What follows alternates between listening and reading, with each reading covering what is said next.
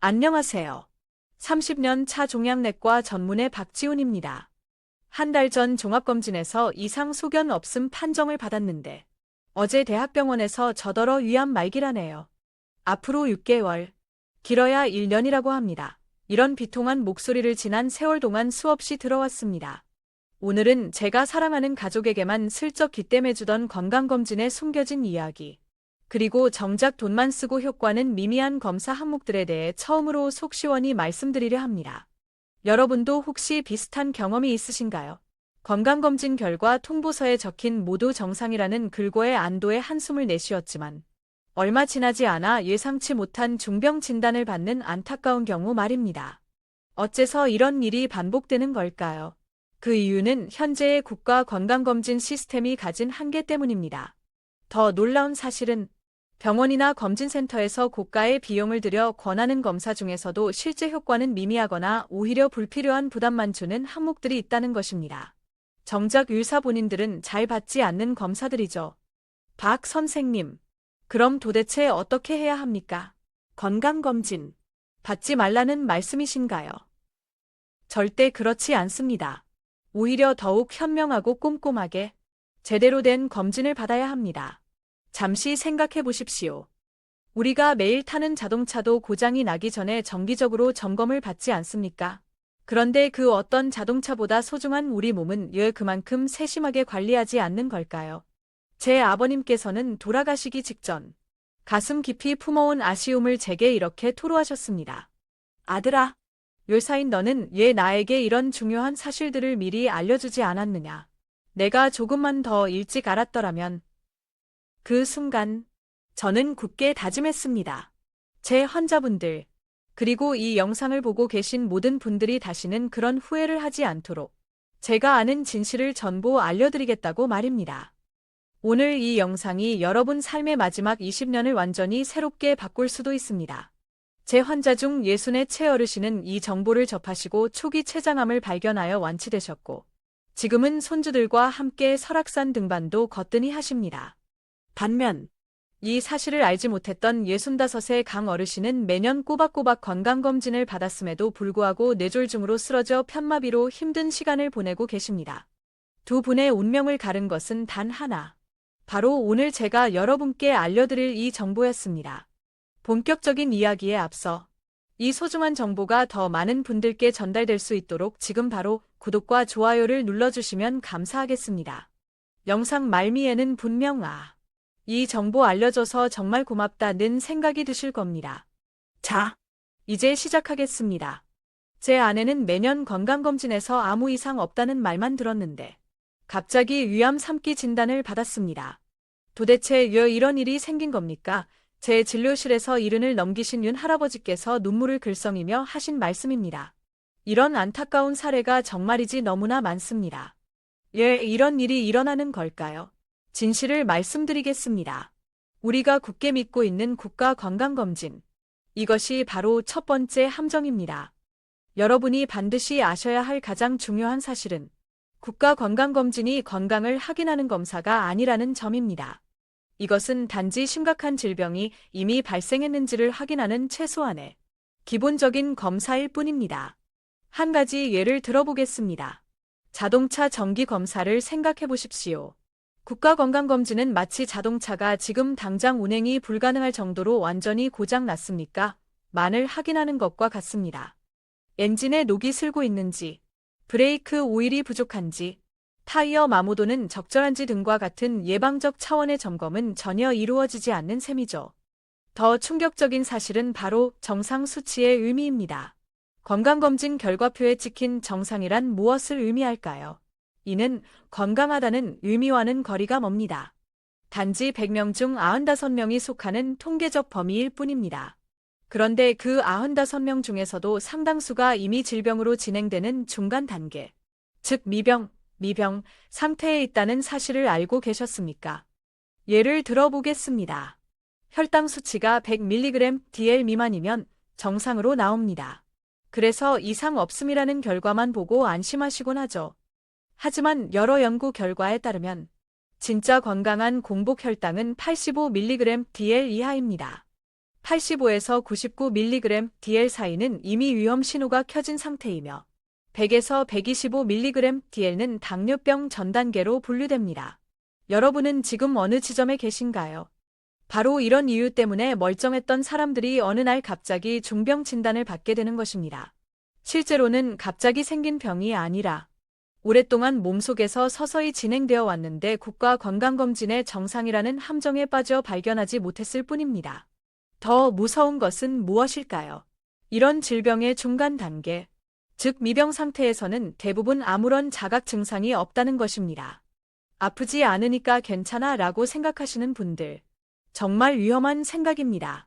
위암, 대장암, 췌장암 같은 무서운 암들은 증상이 나타날 때쯤이면 이미 3기, 4기로 진행된 경우가 허다합니다. 제 사촌 동생은 유학과는 거리가 먼 일을 하지만 제 조언을 듣고 국가 건강검진료에 추가적인 정밀 검사를 받았다가 초기 대장암을 발견했습니다. 천만다행으로 완치 판정을 받았죠. 만약 국가 건강검진 결과만 믿고 안심했다면 어찌 되었을까요?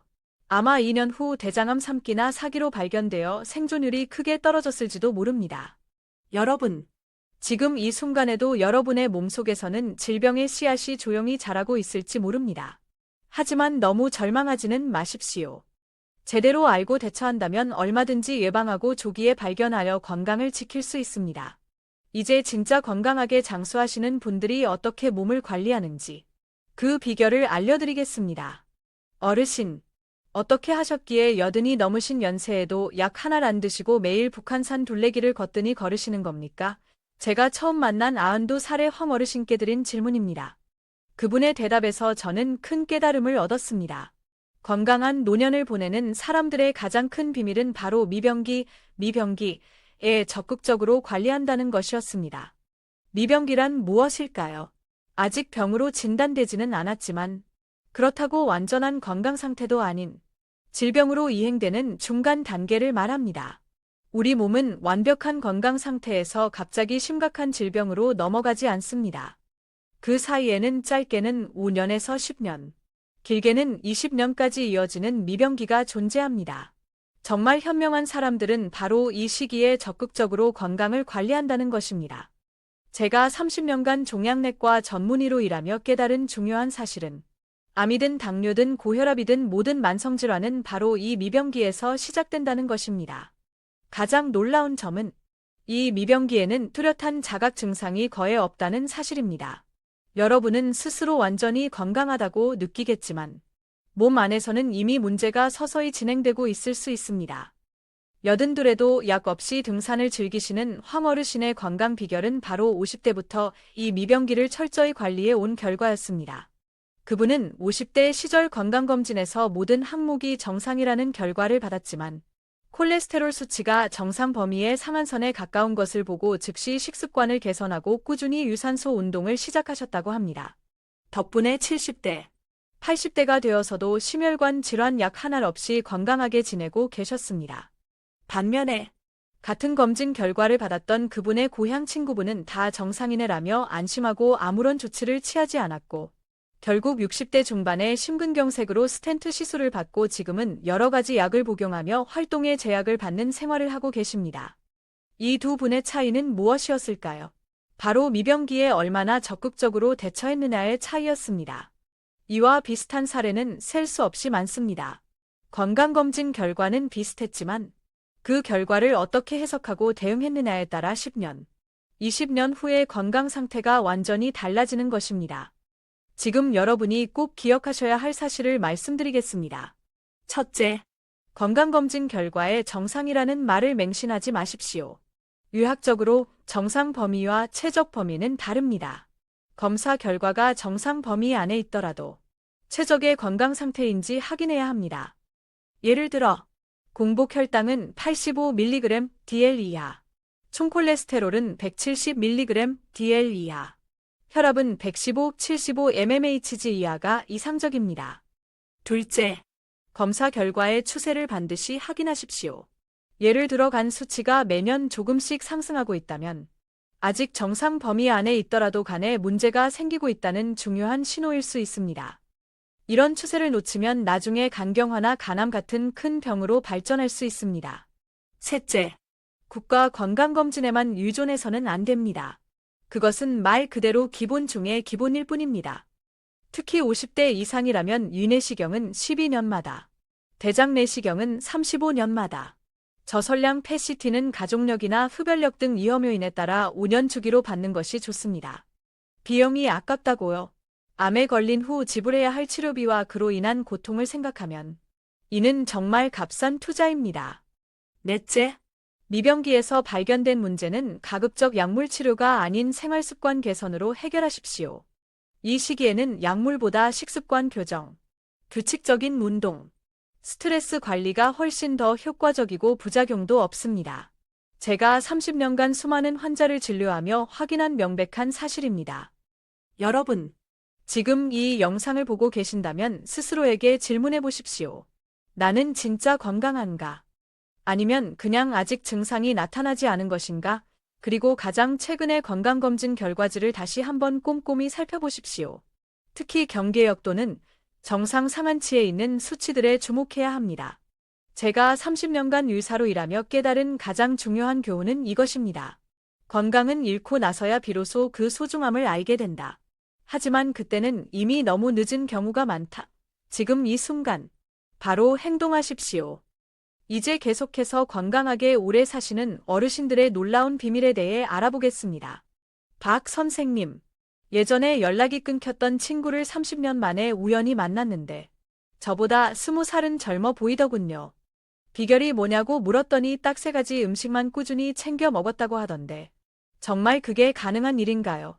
제 진료실에서 78배 송할아버지께서 물어오신 질문입니다. 네, 충분히 가능합니다. 오늘은 의학적으로도 그 효과가 입증된 장수 비결, 특히 100세 넘게 건강하게 사시는 분들의 놀라운 공통점에 대해 알려드리겠습니다. 여러분 주변에도 분명 이런 분들이 계실 겁니다. 같은 나이인데도 누구는 요양원 침대에 누워 계시고, 누구는 매일 아침 인왕산 둘레길을 산책하며 활기차게 생활하시는 분들 말입니다. 이 차이는 단순히 유전적 요인 때문만은 아닙니다. 제가 30년간 연구한 결과, 건강하게 장수하시는 어르신들의 몸에는 2가지 특별한 공통점이 있었습니다. 첫째, 인슐린 저항성이 낮습니다. 쉽게 말해, 우리 몸이 혈당을 얼마나 효율적으로 처리하느냐의 문제입니다. 하버드 의대 연구팀이 100세 이상 장수 노인 500명을 조사한 결과, 이들의 인슐린 감수성, 인슐린 저항성의 반대 개념이 일반 노인보다 2배나 높았다고 합니다. 인슐린 저항성이 낮으면 당뇨병은 물론 고혈압, 심장병, 심지어 치매까지 예방하는 데 큰 도움이 됩니다. 제 환자 중 95세 어르신이 약 하나 없이 건강하게 사시는 비결도 바로 이것이었습니다. 둘째, 장내 유익균 비율이 월등히 높습니다. 장수마을로 유명한 일본 오키나와 100세 노인들의 장내 미생물을 분석했더니 유익균의 비율이 일반인보다 30%나 많았다는 연구 결과가 있습니다. 이 유익균들은 우리 몸의 면역력을 강화하고 염증 수치를 낮춰 암을 비롯한 각종 만성 질환을 예방하는 데 중요한 역할을 합니다. 선생님, 그럼 저도 인슐린 저항성 검사나 장내 미생물 검사를 받아봐야 할까요? 그보다 더 중요한 것이 있습니다. 바로 이 2가지 지표를 개선하는 구체적인 실천 방법입니다. 지금부터 제가 30년 임상 경험을 통해 그 효과를 확인한 장수식품 3가지를 알려드리겠습니다. 85, 87이신 저희 부모님도 지난 20년간 꾸준히 실천하고 계시며 2분 모두 약 없이 건강한 노년을 보내고 계십니다. 첫째, 청국장과 된장입니다. 우리 조상들의 지혜가 담긴 이 발효식품들은 단순한 단백질 공급원이 아닙니다. 청국장의 풍부한 바실러스균과 된장의 유익균은 장 건강을 개선하고 면역력을 높여줍니다. 특히 청국장의 나토키나아제 성분은 혈전을 용해하고 혈액순환을 개선하여 뇌졸중과 심장병 예방에 도움을 줄 수 있습니다. 제 환자 중 98배 임할머니는 70년간 매일 아침 청국장이나 된장찌개를 거르지 않으셨다고 합니다. 그 결과 고혈압, 당뇨, 암 없이 지금까지 건강하게 지내고 계십니다. 놀라운 것은 이 할머니의 여동생은 발효음식을 즐겨 드시지 않았는데 72의 나이에 뇌졸중으로 유명을 달리하셨다는 점입니다. 둘째, 밥 없는 김밥입니다. 밥 없는 김밥이 무슨 김밥이냐고 반문하실 수 있지만 이것은 혈당을 급격히 올리지 않으면서 다양한 영양소를 풍부하게 섭취할 수 있는 최고의 방법 중 하나입니다. 흰쌀밥 대신 다양한 채소, 나물, 그리고 김과 같은 해조류로 속을 채운 김밥은 인슐린 저항성을 낮추는 데 탁월한 효과가 있습니다. 특히 김이나 미역 같은 해조류의 풍부한 푸코이단 성분은 강력한 항암 효과와 면역 증진 효과가 있다고 여러 연구를 통해 밝혀졌습니다.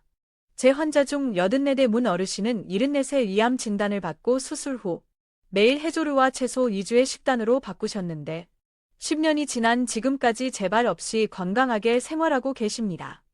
셋째, 생들기름과 생들깨입니다. 들기름.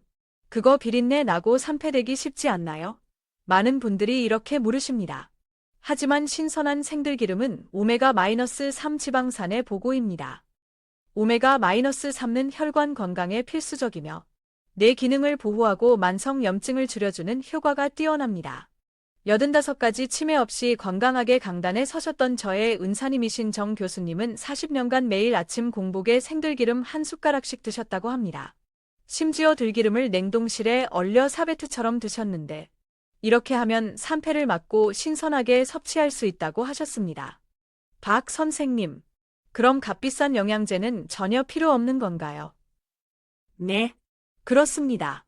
약국에서 이런저런 영양제를 사는데 돈을 쓰기보다 오늘 제가 알려드린 이 3가지 식품부터 꾸준히 챙겨 드시는 것이 훨씬 효과적인 건강 투자입니다.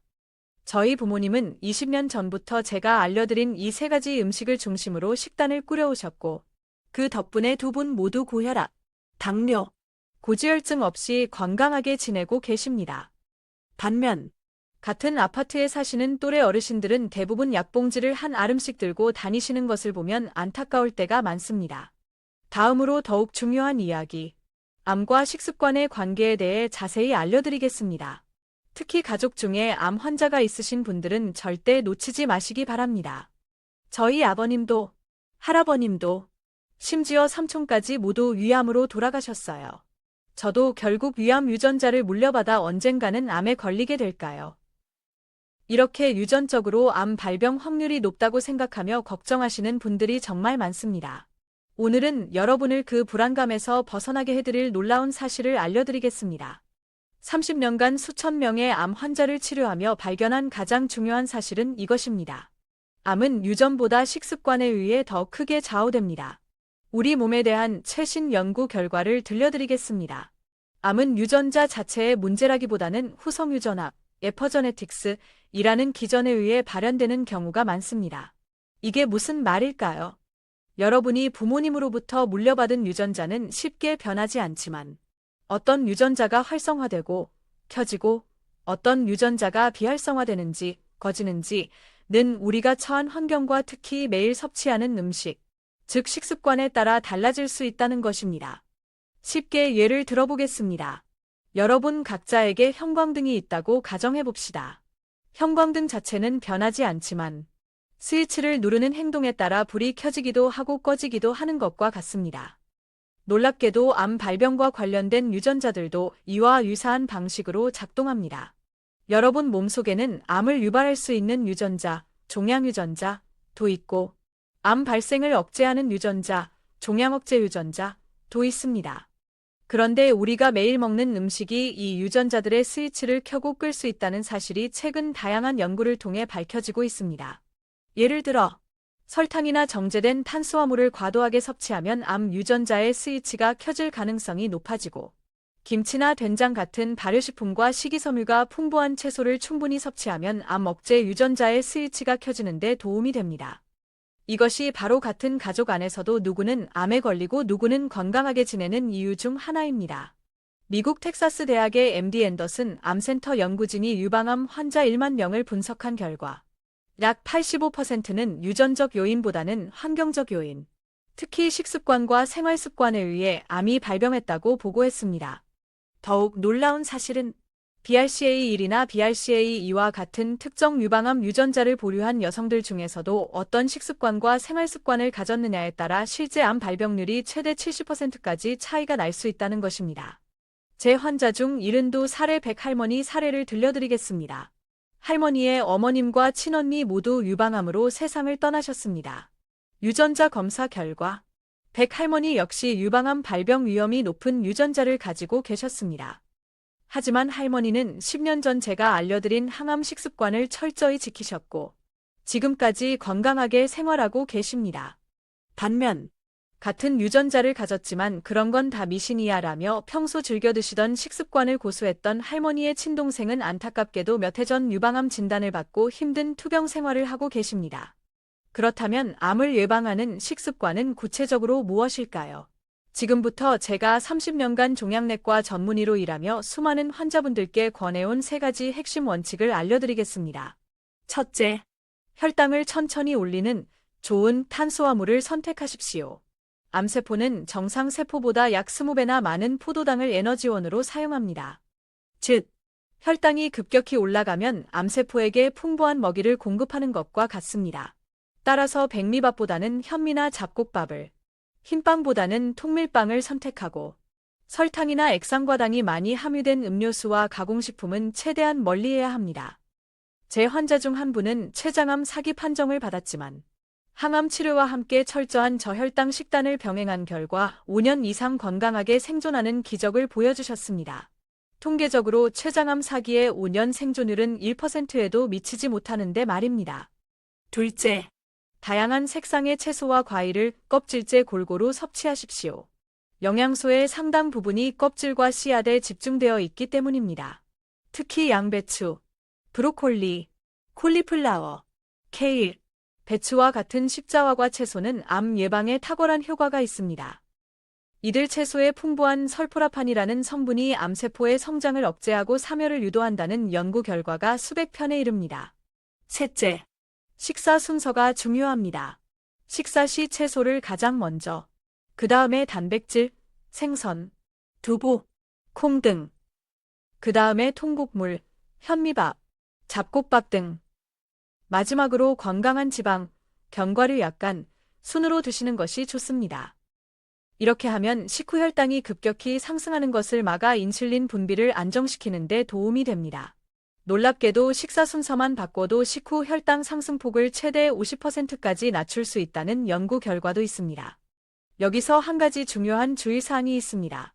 최근 유행하는 극단적인 탄수화물 제한 다이어트, 키토제닉 등은 암 예방이나 치료에 있어 신중해야 합니다. 탄수화물을 지나치게 제한하면 암세포보다 오히려 정상세포가 먼저 손상될 수 있습니다.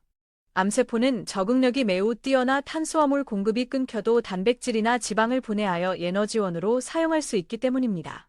세계 유수의 암센터에서도 이러한 이유로 극단적인 저탄수화물 시기를 권장하지 않습니다. 제가 담당했던 65세 서 어르신 이야기를 들려드리겠습니다. 대장암 3기 진단을 받고 수술과 항암 치료를 성공적으로 마치신 후 식습관 개선에 온 힘을 쏟으셨습니다. 매일 아침 된장이나 청국장을 드시고 점심과 저녁에는 십자화과 채소를 듬뿍 넣은 식사를 하셨습니다. 5년이 지난 지금 암 재발 없이 건강하게 제주도 올레길을 완주하실 정도로 활기찬 삶을 살고 계십니다. 반면 비슷한 시기에 비슷한 상태로 치료를 받았던 다른 환우분은 이제 다 나았으니까 괜찮겠지라며 예전의 식습관으로 돌아가셨고 안타깝게도 2년 만에 암이 재발하는 아픔을 겪으셨습니다. 항암 치료는 눈에 보이는 암세포를 제거하는 중요한 역할을 하지만 눈에 보이지 않는 미세의 잔존암을 억제하고 재발을 막는 것은 결국 여러분 몸의 면역력과 건강 상태, 특히 매일의 식습관에 달려 있습니다. 제가 오랜 임상 경험을 통해 확신할 수 있는 것은 암 예방의 80%는 식습관에 달려 있다는 사실입니다. 어떤 약이나 수술보다 여러분이 매일 무엇을 입에 넣느냐가 훨씬 더 중요합니다. 어떤 음식이 암 유전자의 스위치를 켜고 어떤 음식이 그 스위치를 끄는지 알고 실천한다면 여러분은 이미 암을 이길 수 있는 가장 강력한 무기를 손에 쥔 것입니다.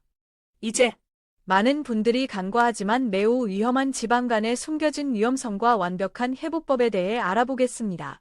특히 50대 이상 남성분들이라면 더욱 주의 깊게 들어주시기 바랍니다. 박사님, 저는 술 한 방울도 안 마시는데 지방간이라니요. 의사 선생님이 뭔가 잘못 보신 거 아니에요? 이런 하소연을 정말 많이 듣습니다. 오늘은 현대인의 약 40%가 가지고 있다는 침묵의 살인자. 지방간에 대한 충격적인 진실을 알려드리겠습니다. 특히 배가 나오기 시작한 50대 이상 남성분들은 절대 이 내용을 놓치지 마십시오. 이 영상 하나가 여러분의 생명을 구할 수도 있습니다. 제 아버님께서는 평생 술 한 모금 입에 대지 않으셨지만 63 되시던 해 갑자기 복수가 차서 병원을 찾으셨습니다. 진단 결과는 간경화였고 그 원인을 알고 저희 가족은 너무나 큰 충격을 받았습니다. 바로 비알코올성 지방간이 수년간 진행되어 간경화로 이어진 것이었습니다. 그때부터 저는 지방간의 무서움을 절실히 깨닫고 30년간 이 분야를 연구해왔으며 그 결과를 오늘 처음으로 여러분께 공개합니다. 여러분, 우리 몸에서 가장 중요한 장기가 무엇이라고 생각하십니까? 심장. 네. 물론 모두 중요합니다. 하지만 간만큼 다양한 역할을 수행하는 장기도 드뭅니다. 간은 우리 몸의 종합화학 공장이자 핵심 정화 시설입니다. 무려 500가지가 넘는 생화학적 기능을 담당하며 우리가 먹고 마시는 모든 것이 간을 거쳐 우리 몸에 필요한 에너지로 전환되거나 해독됩니다.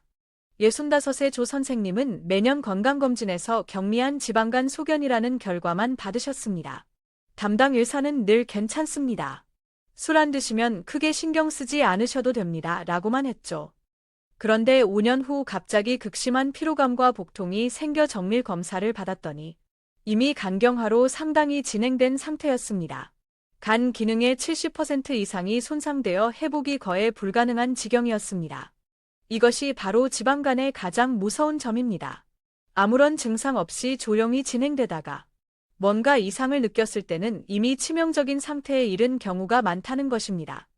지방간은 단순한 증상이 아니라 우리 몸이 보내는 심각한 경고 신호입니다.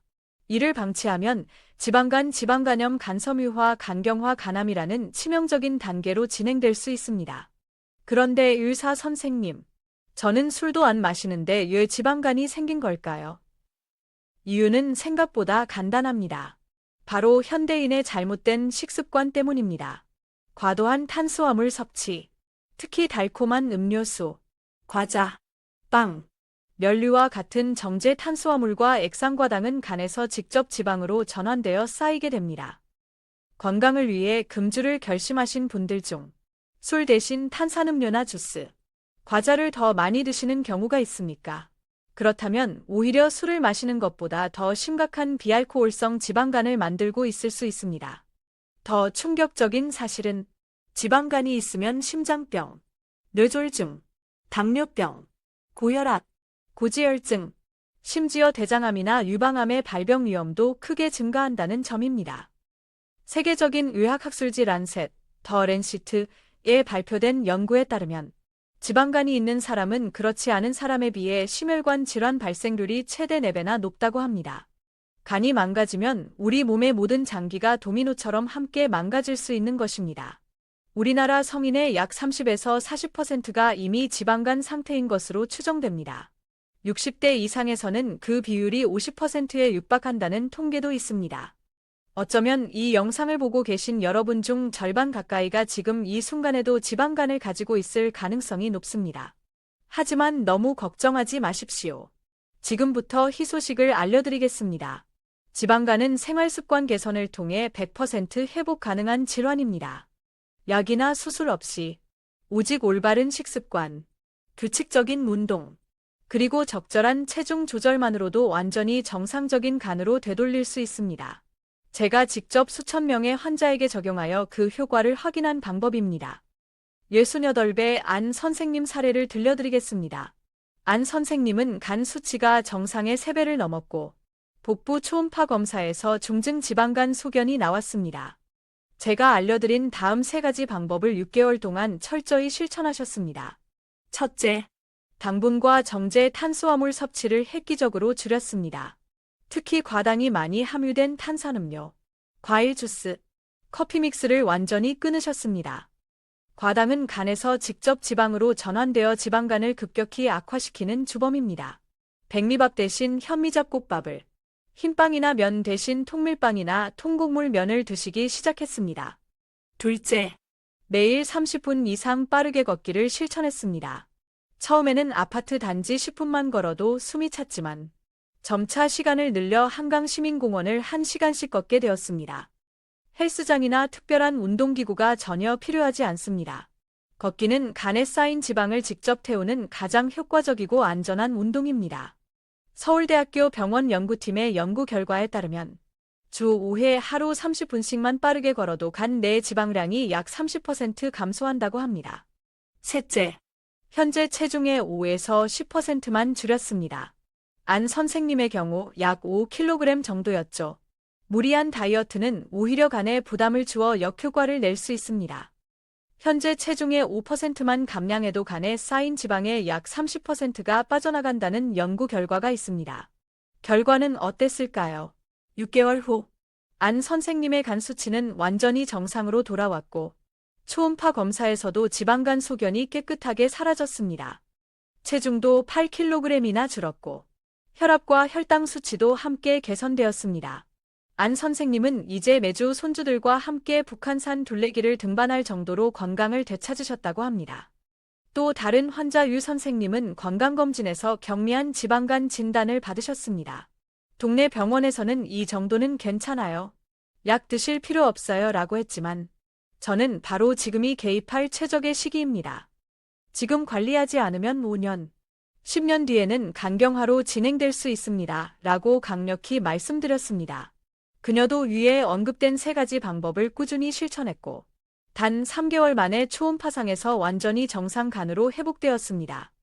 반면 비슷한 시기에 같은 진단을 받았으나 괜찮겠지라며 생활 습관을 바꾸지 않았던 그녀의 동창은 안타깝게도 5년 후 간경화로 진행되어 현재 간이식을 기다리는 상황에 처해 있습니다.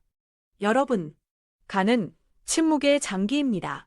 간이 아프다고 느껴질 때는 이미 상당히 손상된 후일 가능성이 높습니다.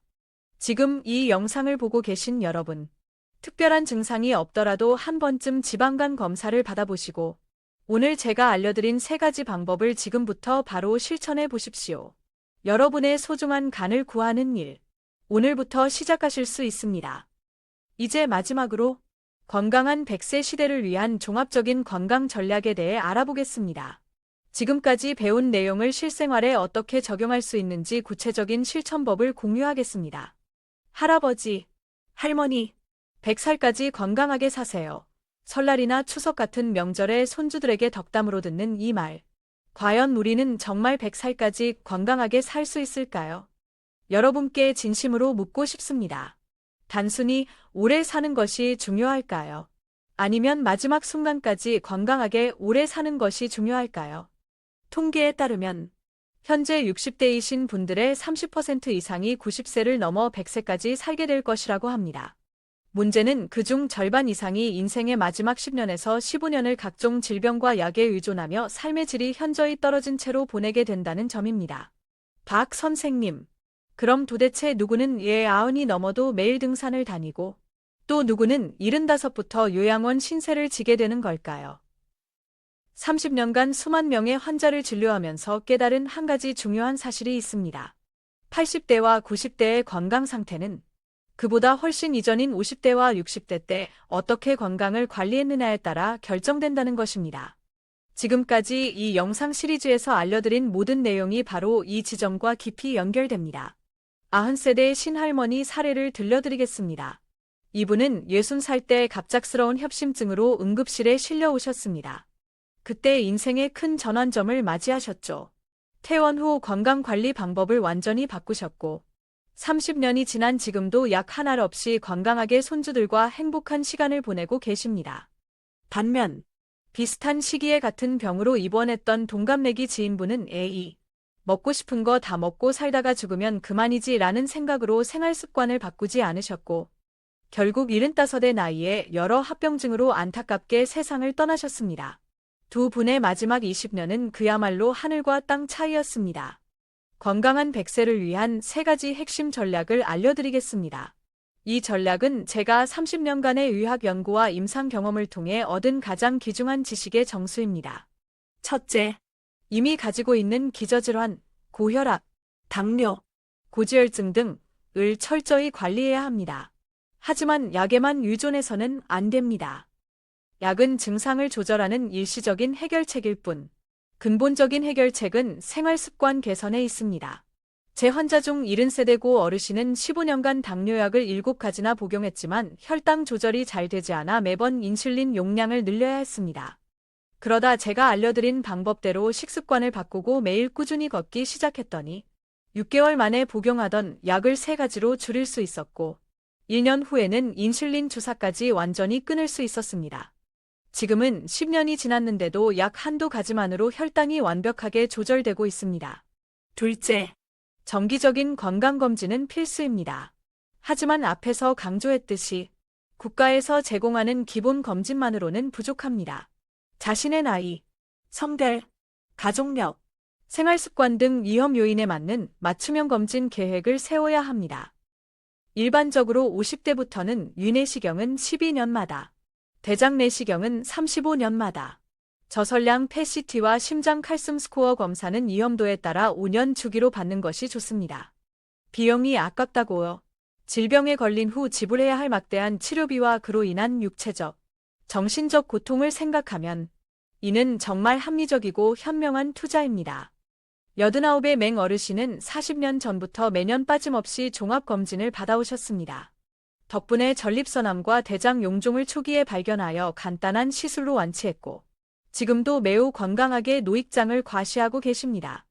반면 돈 아깝게 뭐하러 검진을 받냐던 그의 아우님은 안타깝게도 67의 나이에 말기 대장암으로 발견되어 손써볼 틈도 없이 돌아가셨습니다.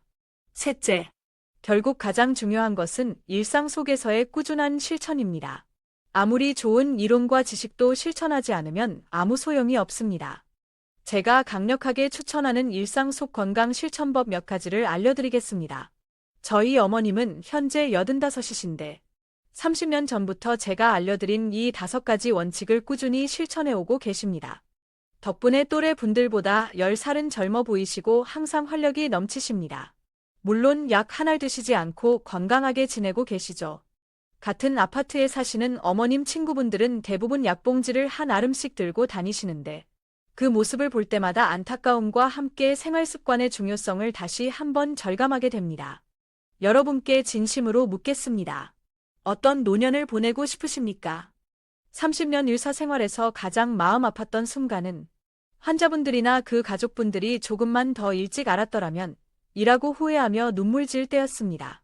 지금 이 순간, 여러분께는 그 소중한 더 일찍 알게 된 기회를 드리고 있습니다. 건강은 병원에서 만들어지는 것이 아닙니다. 여러분의 일상 속 작은 선택과 실천들이 모여 10년, 20년 후의 건강을 결정합니다. 지금까지 건강한 100세 시대를 위한 거의 모든 비밀을 알려드렸습니다. 이제 선택은 여러분의 몫입니다. 오늘 당장, 지금 이 순간부터 아주 작은 것 하나라도 좋으니 꼭 실천해 보십시오. 건강한 100세는 결코 꿈이 아닙니다. 여러분이 지금 보고 계신 이 영상이 남은 인생에서 가장 중요한 건강 전환점이 될 수 있기를 진심으로 바랍니다.